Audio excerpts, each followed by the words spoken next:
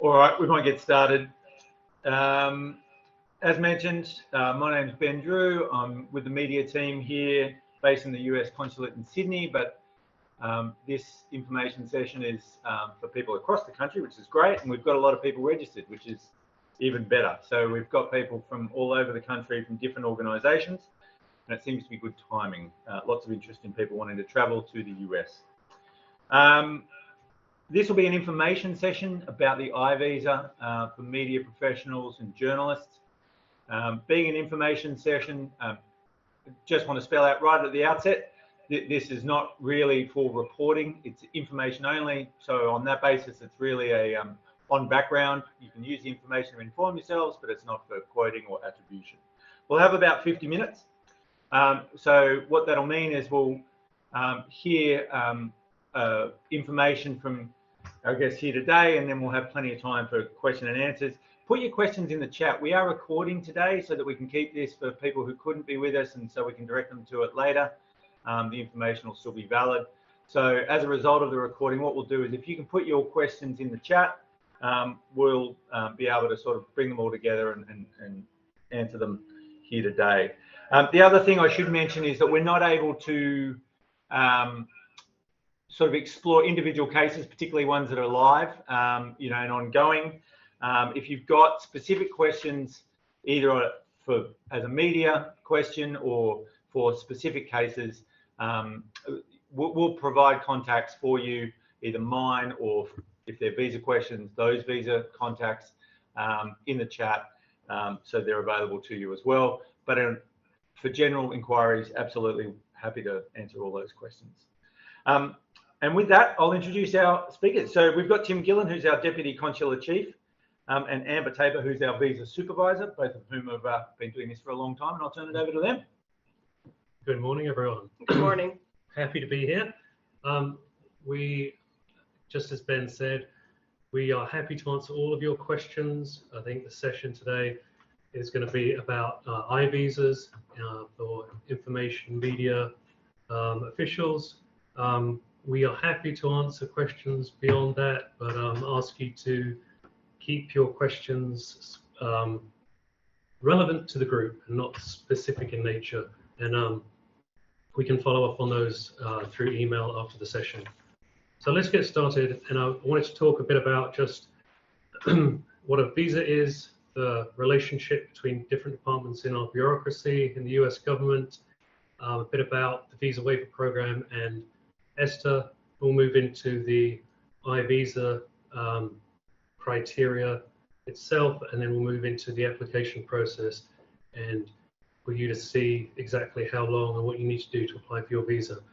It's quite easy and quite speedy these days, so rest assured we'll take care of you.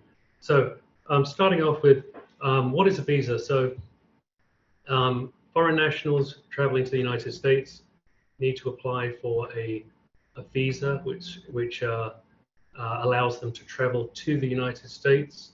I think unlike certain countries in the world, including Australia, the US is still rooted in a physical visa foil that has to go in your passport.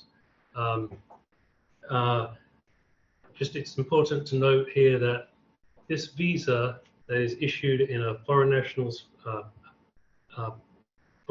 passport only grants an individual the ability to travel to the port of entry in the United States. So if you think of it, that this is a travel document, it does not allow an individual to enter the United States. That is under the auspices of the Department of Homeland Security at a US port of entry. And we'll touch on that in a second. So broadly, we define our visa applicants as immigrant visa applicants and non-immigrant visa applicants. Immigrant visa applicants are those who are applying for lawful residence, permanent residence in the United States. Non-immigrant visa applicants are those who are traveling to the United States for motives of a temporary nature with the intent of returning to their country of residence. So, and on this front, it's important as we get into the I-visa to remind you all that the motive of travel defines the visa classification. So we have an array of visa classifications, which are all listed on the Department of State's website, travel.state.gov. Talk about I-visas in a second, but in general, for a foreign national traveling to the States, their motive defines which visa they are going to be applying for. Okay, moving on. So some countries have an agreement with the United States to ensure visa waiver travel. There's about 40 countries who are participating in the US visa waiver program. One of those is Australia, as you are aware. And for these countries, for the most part, a visa is not necessary for travel. Similar to the Australia electronic travel authorization, there's a system that we use called the Electronic System for Travel Authorization. It's otherwise known as ESTA, and many of you are familiar with this. It provides individuals from countries participating in this program to travel for short-term travel up to 90 days for business and tourism. I want to stress here that ESTA is not a visa. These are two separate processes governed by two different departments in the US government. In the same way that a visa does not guarantee admission to the United States, an approved ESTA is not a guarantee of admission to the United States. So let's talk a bit about the different departments that govern this whole complex process. The Department of State oversees the visa process through our team of consular officers that oversees diplomatic missions, and we determine visa eligibility for foreign nationals who seek to travel to the United States. The Department of Homeland Security, another department in the US government, governs the visa waiver program and ESTA. So just wanted to make that quite clear. Within the Department of Homeland Security, the Customs and Border Protection, or CBP, are the officials you meet at the port of entry traveling to the United States. They are tasked with the responsibility of admission to the United States. Here at the US Consulate in Sydney and other diplomatic posts around the world, our teams of US Department of State officials are checking on the eligibility of foreign nationals to enter the United States. CBP at the port of entry allows them in or not. So it's kind of it's a kind of coordinated but separate process. Important for you to know as well here that here in Sydney, in our team, in our consular operations overseas, we do not touch ESTA. ESTA is an electronic authorization process governed by the Department of Homeland Security that is completely separate from what we do here in Sydney. On the ESTA front, if foreign nationals are refused ESTA authorization, in order to be able to travel to the United States, they will have to then come in and apply for a visa. But ESTA and our consular operations are completely separate. Okay, so let's get into the I-visa. So I just want to, I know you're all familiar with I-visas, but I just want to touch on a few definitions that will guide our conversation, and then I'll turn it over to Amber for the application process. So I-visas, they're media visas for bona fide representatives of the foreign media, including members of the press, radio, film, and other foreign information media, traveling temporarily, so non-immigrant visa applicants traveling temporarily to the United States to engage in activities associated with their profession. One of the criteria for this visa class is that these media representatives must be working for a home office in a foreign country, not in the United States, and that activities that they conduct in the United States are associated with the gathering and reporting of journalistic information. We'll touch on that in a minute when we talk about bloggers and new media, because journalistic information is the key to this visa class. So when we talk about information media representatives potentially eligible for an I visa, we are looking at applicants who are engaged in the regular gathering, production, or dissemination of print, radio, television, internet distribution, or other media of journalistic information. This includes journalists, researchers, producers, presenters, and other on-air personnel, and individuals whose activities provide support to these foreign information media functions, i.e. media film crews, videotape editors, and persons in similar occupations. I want to touch again on journalistic information. This is the key. Journalistic information is content primarily informational in nature, such as the reporting of recent or live events, investigative reporting, or producing educational materials. It does not include content designed to provide entertainment rather than information, including scripted or contrived situations such as reality TV shows. Okay, so what does the I visa entitle the applicant to do? They are appropriate for foreign information media representatives coming for the duration of their qualifying employment, including long-term assignments, such as serving as a Washington bureau chief, for example, for their organization, or for very short-term projects. Again, the home office abroad is very important. And let's talk about other potential qualifying applicants for an I visa. We're going to talk about freelance information media representatives, new media, bloggers, and employees of foreign government tourist bureaus. So for these, I think it still comes down to are they reporting journalistic information, and do they meet the qualifications of the information media representative? For new media, bloggers, or electronic media platforms, they may qualify for an I visa, but they have to be engaging again in the gathering or production or reporting of journalistic information. For new media bloggers, a good example would be for a political blogger traveling to the US on an I visa could qualify because election coverage is journalistic information. So that is a potential qualifying criteria for an I visa.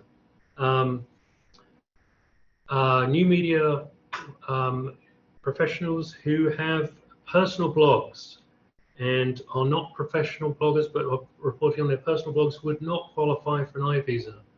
But for political bloggers reporting on elections, they would qualify for an I visa.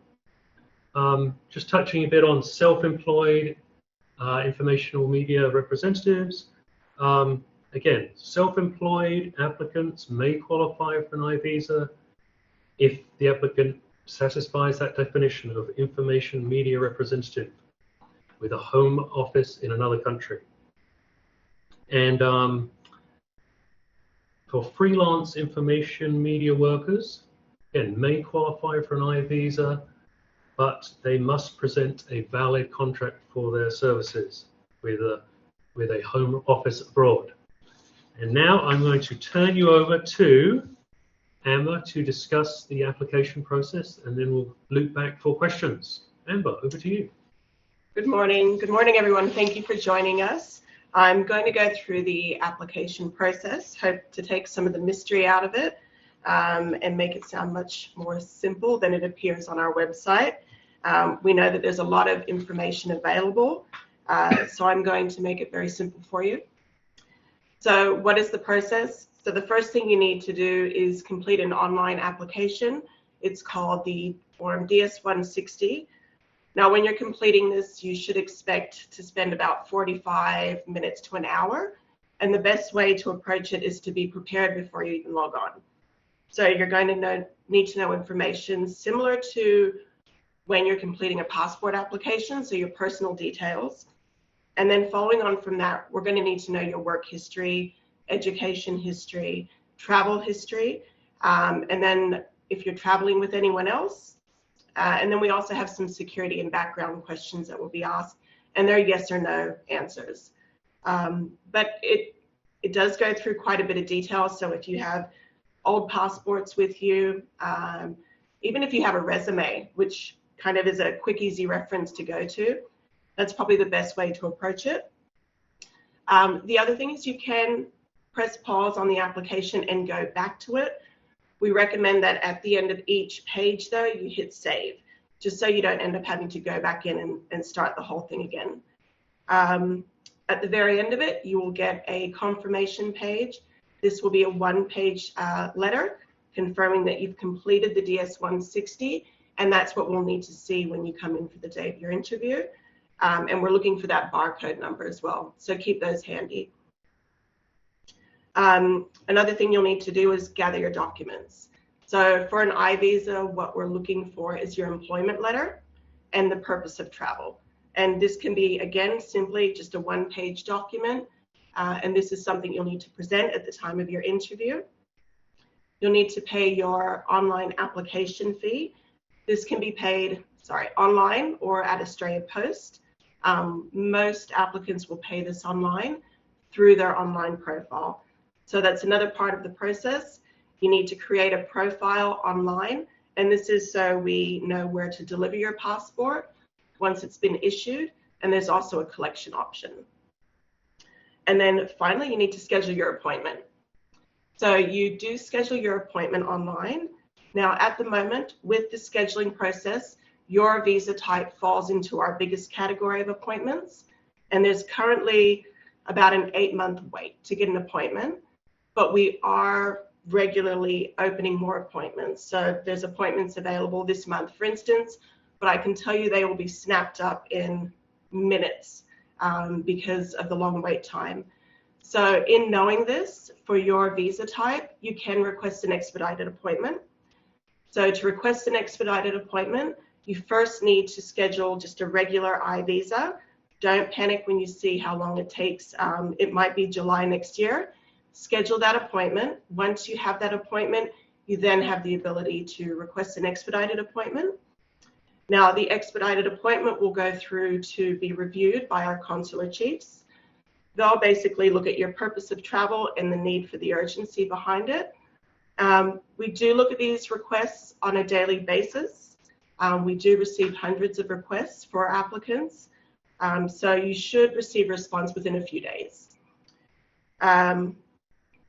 Now, another part of the process that we just want to bring to your attention that does periodically change due to the exchange rate is the actual application fee. So when you're paying this fee, you're going to pay in US dollars, but the Australian equivalent will change when you pay at the consulate when you pay at the consulate for the issuance fee. So there's two separate fees. You pay your application fee online. That allows you to schedule your interview. Once the visa is approved for Australian citizens in particular, for an I-visa, there's an issuance fee, and that's paid after the interview. After the interview, most people will pay that either in cash at the consulate, a money order if they're applying by mail, or by credit card. If you pay by credit card, it will go through in the US dollar amount. So once the visa has been approved, you've come in for your interview. How long does it take to get your passport back? So typically 15 business days. I'm very happy to report that at the moment we are processing visas within 7 business days, and we hope for that to continue. But like many industries at the moment in Australia, everyone is struggling with staffing issues. We too have that. but we are pressing forward to try to get visas out as soon as we can and get the demand down. So yeah, at the moment, just 1 week.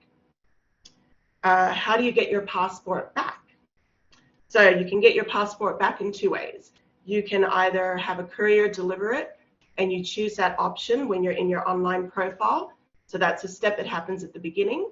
And then the second option is that you can choose collection. So collection is from one of our hubs, which is located in the city. Those are the 2 options that are available. Obviously, the courier will take a little bit longer because it's being mailed out, but the the collection from our hub is usually available the following day after we issue the visa to you.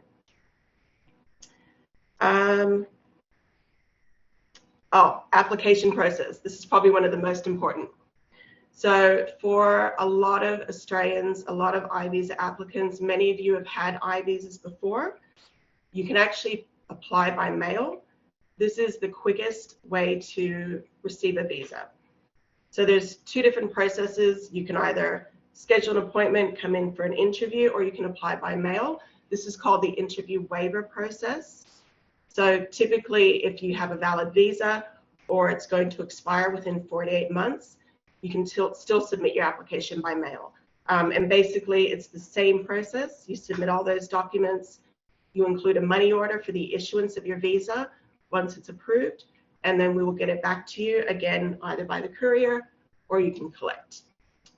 We do encourage applicants to submit their applications by mail if they qualify. This just helps also to keep our appointment availability online for those who don't qualify to apply by mail, to try to drop the appointment wait time down.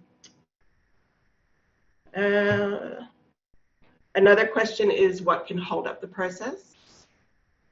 So one of the things that holds up the process for you is if you submit an incomplete application. And this is whether you're submitting this by mail or you turn up for the interview. If you have a photo that is more than 6 months old, we'll need a new photo. If you haven't brought a means to pay your fee on the day of the interview, you'll need to submit a money order by mail. Whenever you come to an interview and you have an incomplete application, you're going to add at least another week to the process just because you have to mail those documents in. You won't be able to come back to our office to drop those documents off. And then it's the same with applying by mail. If you have anything that's missing, we'll then email you to explain what's missing, and you'll have to mail those items back into us. So check your application off 1, 2, 3 times before attending your interview or putting it in the mail. This will help speed up the process for you as well. I think we might open it to questions now. So we'll open it up to questions. We'll probably start with the ones that have come through on the chat. Thank you. And a reminder to everybody, the chat is open, so if you do have any questions, no matter what they are, please feel free to ask them and we'll endeavour to get them answered for you today, or in a follow-up email if absolutely required, but I'm sure we'll get through most of them. Kim Bergman asked a question which was about the process. Why do you need to hold our passports for so long? What are you doing with them during that time? We're not holding them for that long. And we have to affix a physical visa foil into your passports. We're doing a few checks and we're printing a foil and then we're sending them back to you. That is all we're doing. If you do turn up for an interview and you find out that you have to travel immediately and you don't have time to wait for us to issue the visa in your passport, we'll give you your passport back on the day of the interview, and then you just mail it back to us when you're ready to travel. Obviously, this is not if you're traveling to the US, unless you currently have a valid visa in your passport. We won't cancel that visa until we issue the new visa. So if you do actually need your passport back and it's unexpected travel, we'll return it to you and then you just mail it back to us. And there is a second question from Michelle Roberts that relates to the process and timing. How long does it take when submitting by mail? So I mentioned this a little bit earlier, my process of the application. So on the website, we say 15 business days. Currently, we are processing visas within 1 week. We've probably been doing that for about a month now, and we do hope to continue this. Saying that, I know we have people across Australia. This is what's happening in Sydney with the current process. Yeah, hope that answers your question. Well, and a related question for someone, and this is Kim Bergman again, who's applying by mail, who's currently has the passport held for 10+ days. So is that unusual at the moment or not? Okay, let me add something to the processing time.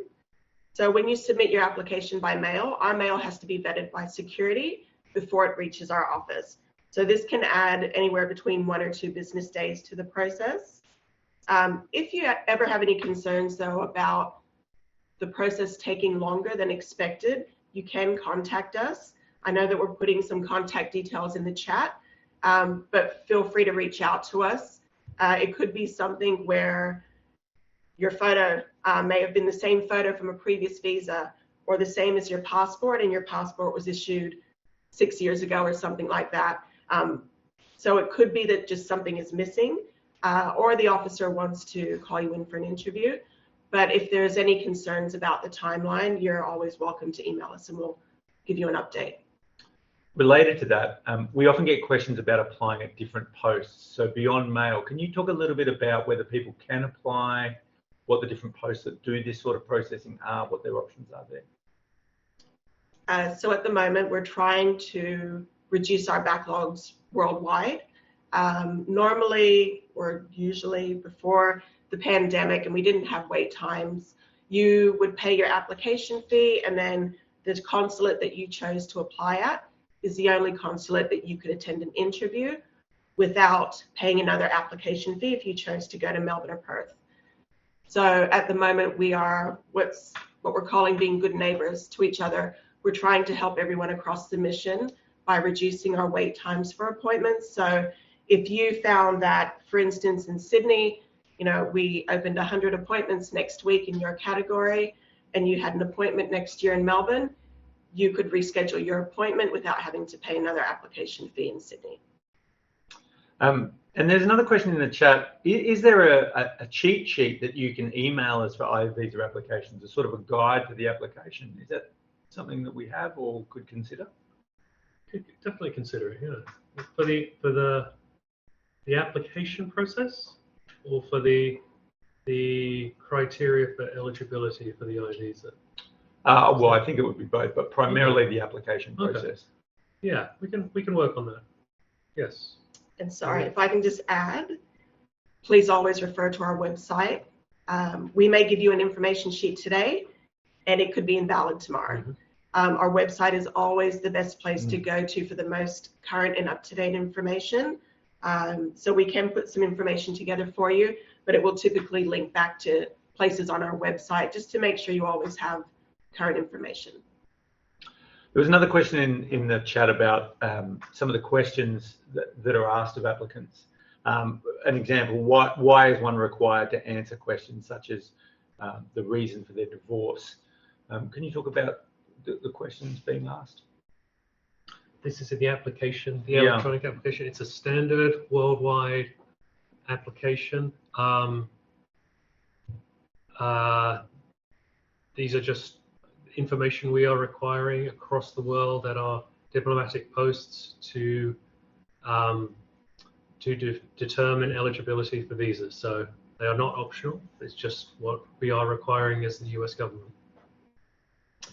And then, and a reminder, we're sort of got plenty of time, so if people have questions, please use the chat. Another one that's come up before is about when people are traveling not for journalistic reasons. So they're traveling maybe as tourists with their family, and then something happens. Some big event happens. They're in the US, and their editor says, I need you to do this. What, is that okay? Do they suddenly need to scramble to try and work out an iVisa? Or is it their intention when they're traveling that matters?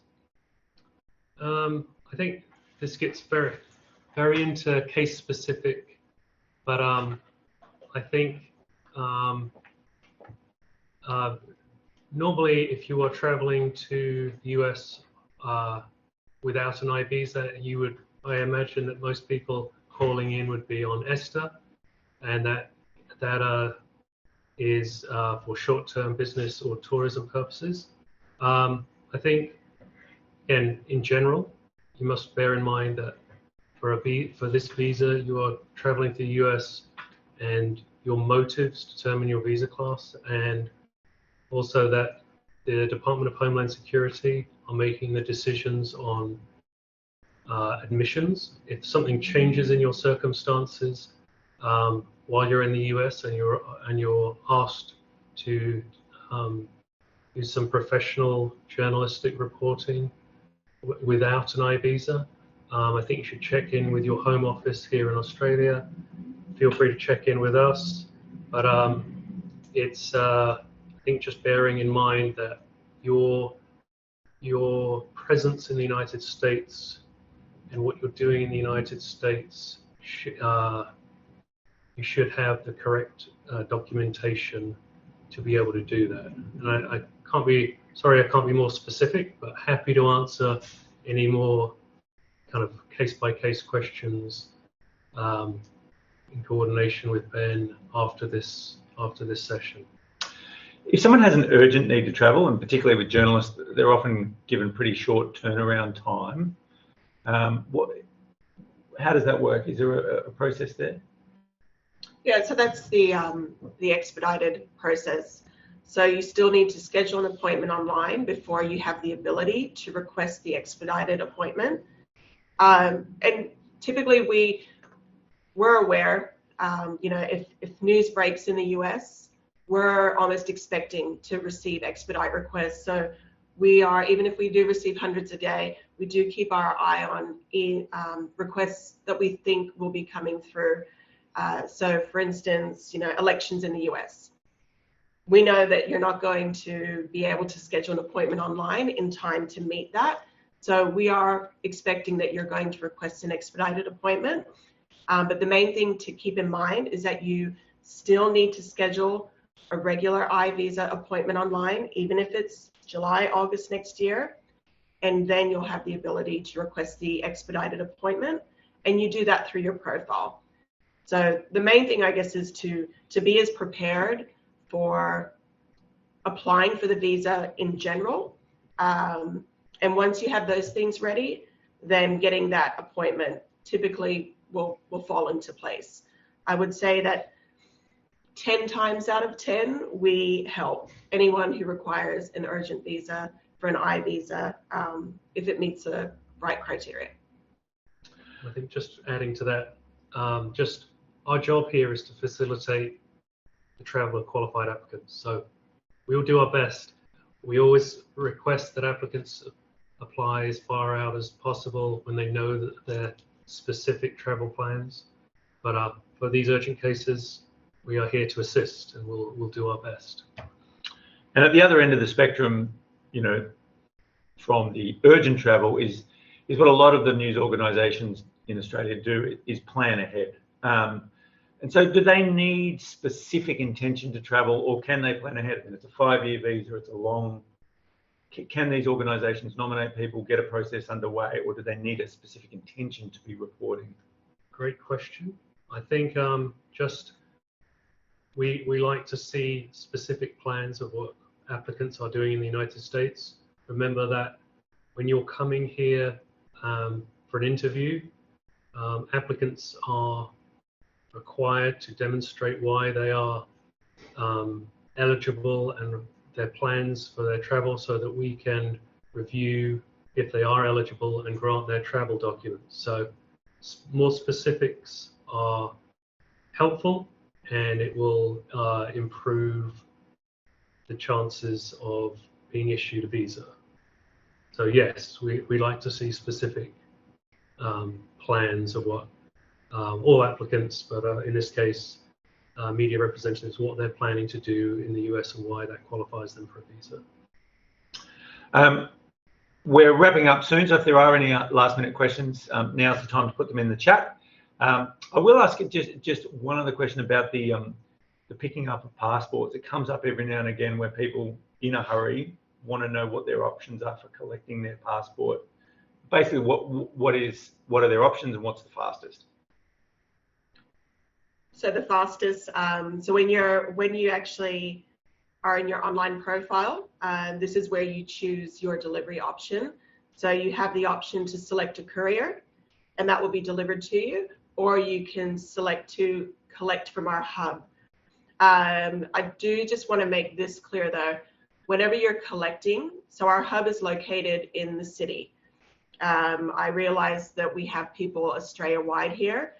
If you live in Melbourne and you decide to come to Sydney for an appointment because you can get a quicker interview here, you won't be able to collect your visa from Melbourne. The only place you can collect your visa from would actually be in Sydney.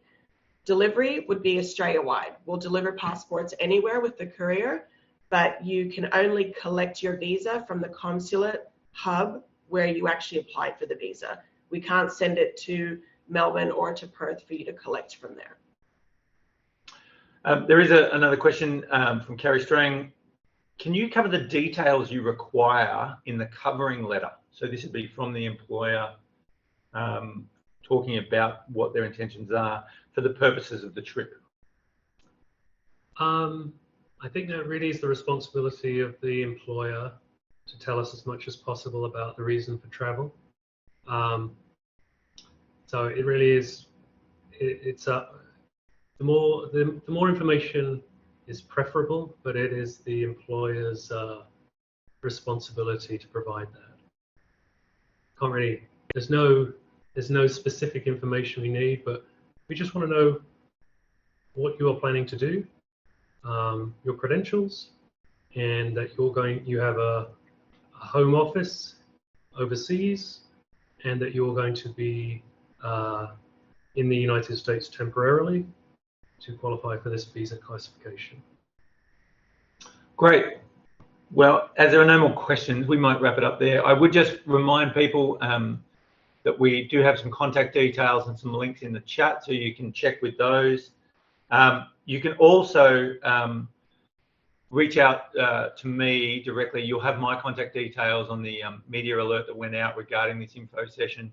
So if you missed any of the information or you want to know where this recording is going to live, I'll be able to provide that to you as well.